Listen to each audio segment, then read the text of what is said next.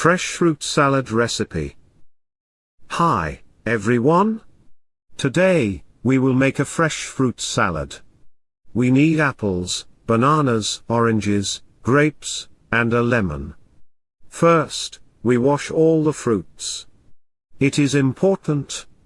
Next, we peel the oranges and bananas. We cut all the fruits into small pieces. We put them in a big bowl. Then, we squeeze the lemon. We pour the lemon juice over the fruits. It makes the fruits tasty. We can also add a little honey if we like. We mix everything well. Now, our fruit salad is ready.